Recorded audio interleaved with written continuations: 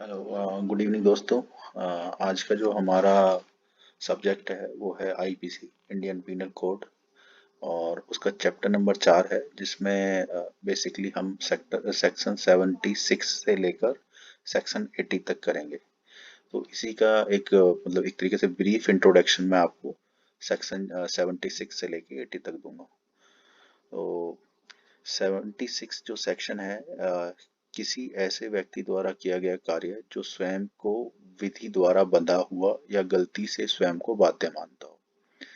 तो भारतीय दंड संहिता की धारा 76 वहाँ किसी व्यक्ति को दंड से मुक्ति प्रदान करती है जो अच्छी नियत में या कानून द्वारा बाधित मानकर किसी कार्य को करता है।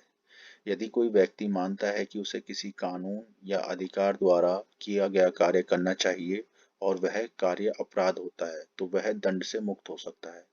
इस धारा के तहत व्यक्ति को दंड से मुक्ति मिल सकती है यदि वह कानूनी बुराई या अपराध की जानकारी के बिना ही किसी कानून, आदेश या मान्यता के अनुसार कार्रवाई करता है। तो उदाहरण के लिए मैंने इसमें एक केस लिया है, उसको थोड़ा सा बताता हूँ कि किस तरीके से एक बंदा जो है इसमें अपने आप को सेक्शन 76 के तहत बचा सकता है।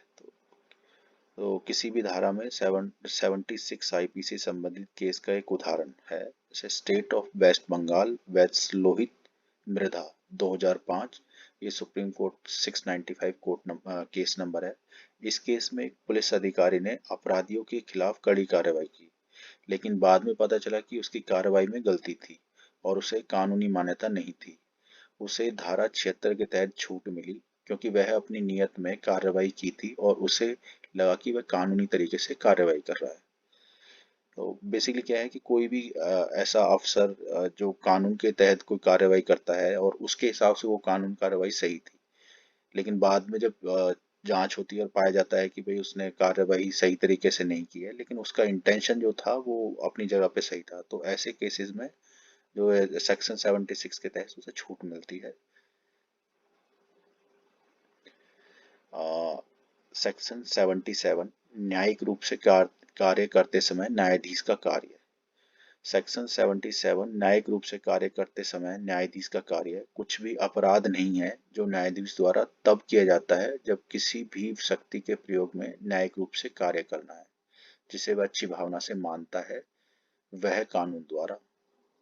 तो इसमें क्या है कि कोई भी न्यायाधीश है वो अपनी जो है शक्ति का प्रयोग कर सकता है, बस उसकी जो मतलब उस कार्य को करने की जो भावना है वो सही होनी चाहिए। तो ऐसे केस में अगर कोई न्यायाधीश अपना कार्य करता है तो अगर उससे कोई गलती भी हो जाती है तो वो न्यायाधीश जो है उसके लिए अपराधी नहीं होता एक तरीके से।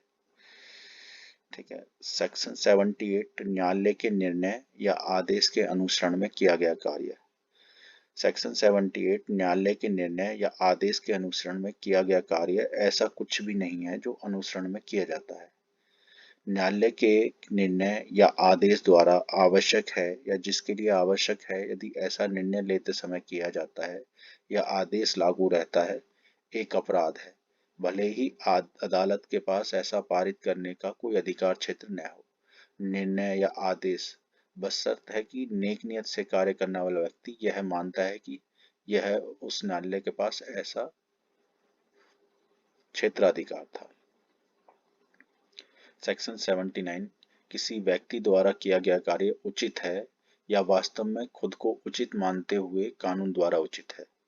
भारतीय दंड संहिता की धारा 79 में व्यक्ति को बेपरवाही के कारण जो कुछ कार्यवाही की गई है उसके लिए अगर कोई दोष नहीं मिलता है तो उसे कोई दंड नहीं होगा। इसमें बेपरवाही के कारण किसी किए गए कार्य की जिम्मेदारी एवं उसकी प्रामाणिकता का मूल्यांकन किया जाता है। सेक्शन 80 विधि सम्मत कार्य करने में दुर्घटना।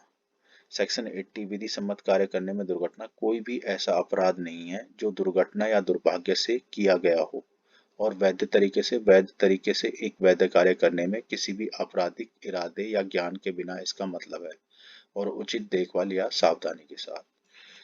तो टीम, ये आज हमने जो सेक्शन कवर किए हैं वो सेक्शन 76 से लेके सेक्शन 80 तक हमने कवर किए हैं।